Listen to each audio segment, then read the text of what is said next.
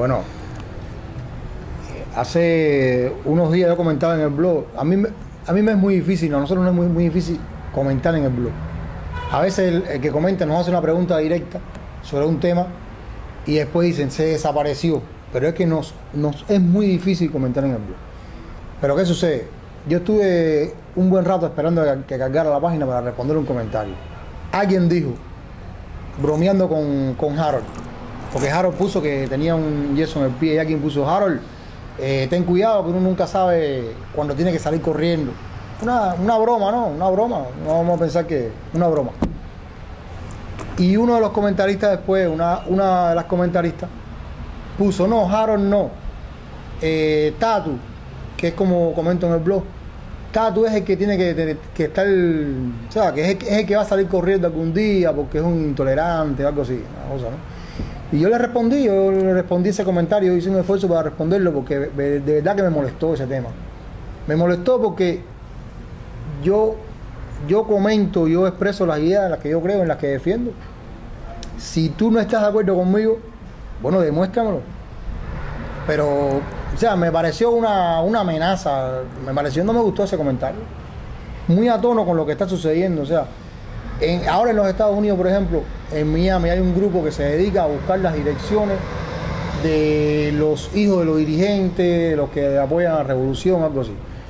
Y yo le pongo, bueno, si tú me acusas a mí de intolerante, ¿en qué lugar tú criticas eso? O sea, ¿en qué lugar tú, dime para yo ir ahí a apoyarte lo que tú estás haciendo? ¿En qué lugar tú has entrado a criticar eso? Porque mayor muestra de intolerancia que esa no la hay. O sea, ¿cómo tú puedes hablar de intolerante y decirme, incluso me dicen fanático? O sea, el hecho de uno defender una idea ya lo convierte en fanático, ¿no? Bueno, muéstrame aquí donde yo me he comportado fanáticamente, pero bueno, yo, por lo menos yo no pierdo el tiempo aclarando esos conceptos. Lo de la muerte de Gaddafi demostró algo que es una tesis que yo siempre manejo y cuando hablo, o sea, a mí me gusta hablar de Cuba en el blog. Yo cuando escribo de Cuba. Cuando yo toco el tema internacional lo hago para demostrar con ejemplos lo que yo estoy diciendo en el tema de Cuba. Digamos, me están diciendo que en Cuba no hay libertad de expresión, que en Cuba hay intolerancia, que en Cuba no se le da espacio a estas personas que sabemos quiénes son, que de paso digo, nosotros no llamamos mercenario a todo el que piense diferente a nosotros.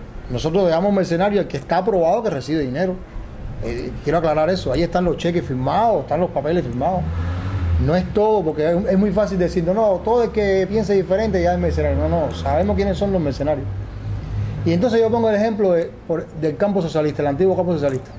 En la República Checa, en Polonia, están prohibidos partidos comunistas. Personas que tuvieron vinculación con el Partido Comunista no pueden acceder a ningún cargo en la actualidad. En Honduras, mira lo que está sucediendo. Decenas de periodistas asesinados. Lo que quiero decir es que cuando la derecha ocupa el poder, que en algún momento la izquierda pierde por determinadas razones, se hace todo lo contrario a lo que está diciendo que nosotros hagamos. Por lo tanto, yo cuando hablo de las situaciones internacionales para decir, mira, no me puedes convencer con ese argumento porque no soy ingenuo. O sea, no te puedo creer porque mira lo que está sucediendo.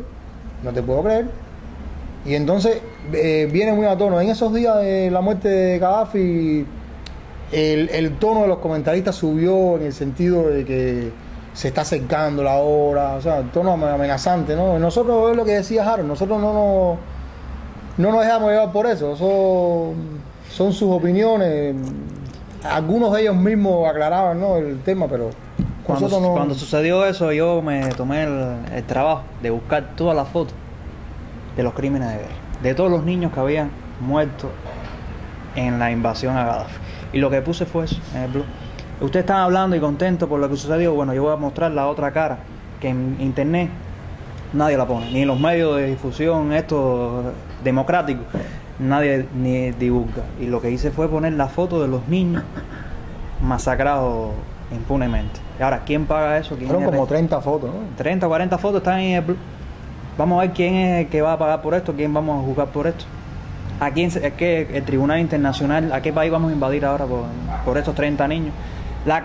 Cuando vemos las causas que promovieron la invasión a Libia, que fue una supuesta masacre por unos aviones piloteados por pilotos cubanos, que lo dijo un blog que nadie sabe quién fue, y que al final no salió ninguna imagen de aquella invasión. Rusia dijo nosotros tenemos los radares puestos y no se despegó ningún avión. En ese momento, bueno, al final, vamos a invadir, que sí hubo la masacre. Ya se invadió, se cometieron todos los crímenes que se cometieron, ahí está la impunidad. Eso sí nos duele. A mí sí esas cuestiones. Ahora, ¿qué se habla de Libia? Nada. En Libia no está pasando absolutamente nada. Es decir, era un momento necesario que había que tumbar a Gaddafi por cuestiones... lo que se está repartiendo los recursos ahora ahí, las reformas nacionales. Pero internacionalmente ya a nadie le interesa qué es lo que está sucediendo en Libia. Y esa es la realidad. Que a nosotros nos puede tocar algún día, mira, yo sí estoy consciente de eso. A veces me dicen, no, que tú estás loco, que tú estás en la teoría de la conspiración. Pero ¿para qué Cuba nos tienen puestos en la lista de los países que apoyan el terrorismo? ¿Cuál es el motivo que nosotros estamos puestos en esa lista? ¿Por qué nosotros estamos puestos en la lista que apoyamos el tráfico de personas? ¿Por qué nosotros estamos en cuantas amenazas, cuantos ataques contra los derechos humanos, la democracia, que son los mismos discursos que han utilizado a través de la historia para invadir un país? Es decir, que nosotros estemos en la lista esa, yo no lo dudo. Incluso estamos claros, el plan Bush, cuando tú lees el plan Bush, ¿por qué están pendientes a construirse en Cuba decenas de hogares para niños huérfanos? ¿Cuál es el motivo de eso? ¿Por qué eso estaba puesto en un plan Bush? ¿Por qué es un plan Bush donde hay millones puestos de dólares para la subversión interna y hay un capítulo secreto? Bueno, después de la subversión interna, de todo lo que dice el plan Bush, puede haber algo secreto. ¿Qué es lo que está secreto ahí? Si lo otro es público, ¿qué es lo que es secreto? Entonces, bueno, la ingenuidad a mí la posibilidad sí la espero. Que ese ingenuo, el que no quiera creer, está sucediendo. Es decir, los países que no están preparados para esa situación, le está sucediendo, y lo vemos ahora en Siria, están preparando. ¿Cuál es el plan de Siria? Lo mismo de estabilizar la sociedad, poner a un grupo de gente en la calle a manifestarse y después justificar la invasión, que es lo que siempre han buscado aquí los grupúsculos estos, buscar que en Cuba hay manifestaciones, que en Cuba hay un estallido social. Fue lo que buscaron cuando Fidel enfermó. Sí, cuando Fidel enfermó, buscaron eso mismo, es decir, sacar 4 o 5 gente para la calle para demostrar que en la sociedad cubana está creado el caos. Un agente de la CIA preparaba un discurso para decir que en Cuba, pidiendo la intervención de la ONU en Cuba.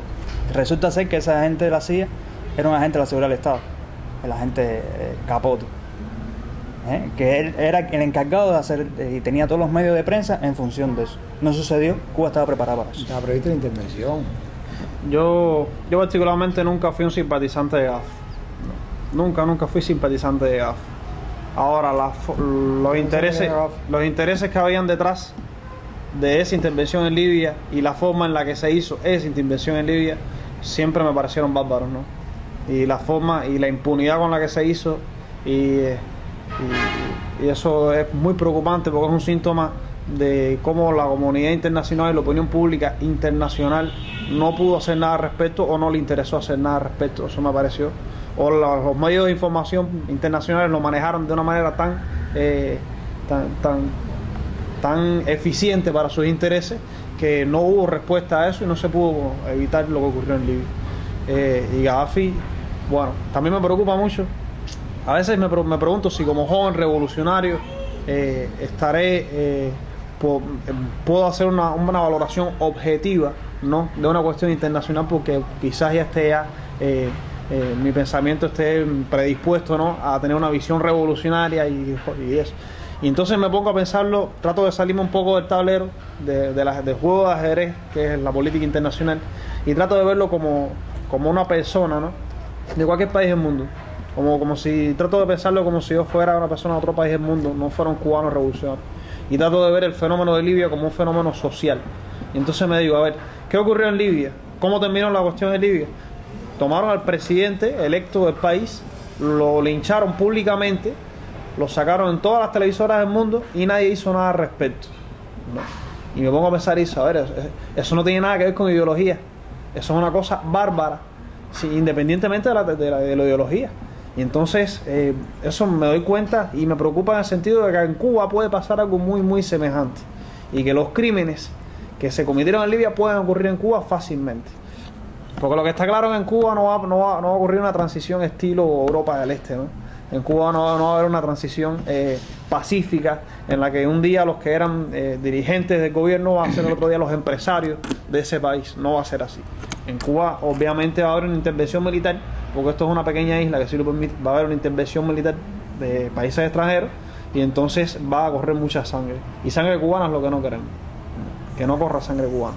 Y entonces el ejemplo de Libia es bastante perturbador, ¿no?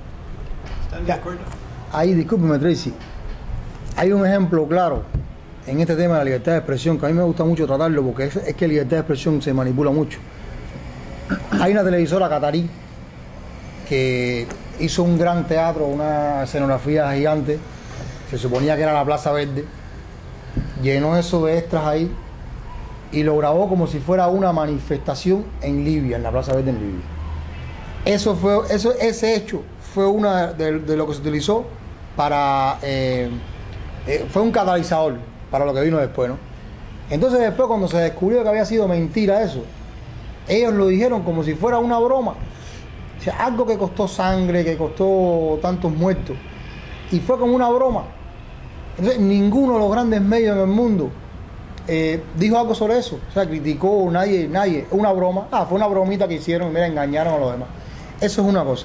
Lo otro fue lo que se me quedó hace un ratico. Por ejemplo, ahora mismo los congresistas de origen cubano presentaron una enmienda que retornaba al estado en que estaba con Bush, o sea, venir una vez cada 3 años, lo que nosotros conocemos. Lo presentaron en el Congreso. Bueno, alguien que haga eso no está pensando en el bien de los cubanos, sencillamente su beneficio personal. Al final negociaron eso con otra enmienda que se había presentado para facilitarle a Cuba comprar en los Estados Unidos y ya retiraron las dos y se acabó. O sea, ese tipo de democracia es el que me están proponiendo a mí, en que las cosas se negocian por detrás de, o sea, sentadas en una mesa, lo que le convenga a cada uno de ellos y no en lo que están pensando los demás. Y sobre ese tema, Iliana Ross, Mario Díaz Balart son batistianos confesos, o sea, admiradores de Batista. Y en el año 58 aquí había un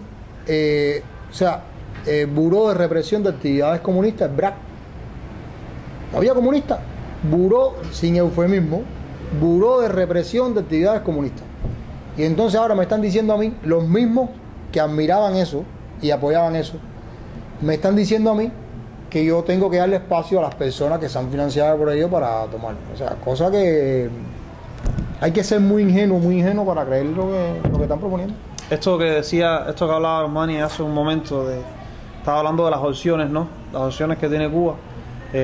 Las opciones que tenemos los jóvenes cubanos, que tiene la sociedad cubana en general, son muy básicas, son simples, son elementales, ¿no? Son dos proyectos políticos distintos.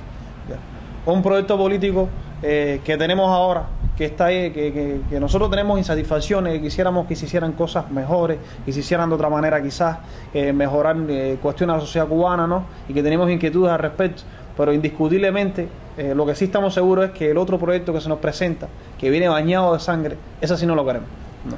Entonces la opción que tenemos es mejorar lo que tenemos, indiscutiblemente. Tenemos que mejorar el proyecto político cubano con nuestros esfuerzos, con nuestras ideas, y entonces esa ya no tenemos otra opción, esa es la opción que tenemos, porque la otra opción es impensable.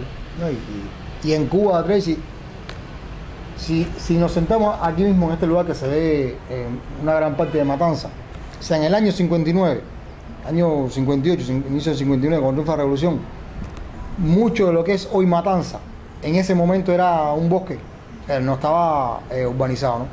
Sin embargo, a partir de lo que dice la ley Hart-Bundy, el dueño de ese terreno es el dueño, porque lo dice así, el dueño del terreno modificado. O sea, todo el que vive ahora en Pastorita, en el Reparto Iglesia, en el Naranjal, todo el que vive en ese lugar ahí, aunque haya construido su casa con esfuerzo, con mucho trabajo, o sea, si viniera esa transición que nos están proponiendo, que es la panacea, bueno, automáticamente esa casa dejaría de ser de él. Esa casa sería del dueño de ese terreno, que algunos se dedican a decir que no, eso no va a ser así, no, eso no se va a aplicar, pero sí se va a aplicar porque está en la ley y se va a aplicar. O sea, todo el que vive en la misma universidad donde nosotros trabajamos está en un lugar que pertenecía a alguien antes del triunfo de la revolución. Por lo tanto, las opciones que tenemos están claras. Lo que nos están proponiendo no va a resolver para nada los problemas que tenemos nosotros, y va a crear muchos más. Cuba tiene una situación atípica por completo. Cuba está repartida completa. A inicio de la revolución, disculpa, a inicio de la revolución Cuba le propuso a Estados Unidos indemnizarlo, o sea, pagarle las propiedades que habían sido confiscadas, como hizo con otros países. Y todos los demás países aceptaron y Estados Unidos dijo que no, porque eso iba contra sus intereses. Y entonces a partir de ahí, ellos han mantenido que las propiedades que le pertenecen, si nosotros vemos todas las pérdidas que nos ha costado el bloqueo norteamericano en estos años, hemos pagado con creces esa... Pero bueno, mi opinión es que si un día podemos sentarnos en una mesa a negociar, bueno, vamos a negociar la empresa norteamericana que pertenecía y Cuba, ¿no? Vamos a negociar eso.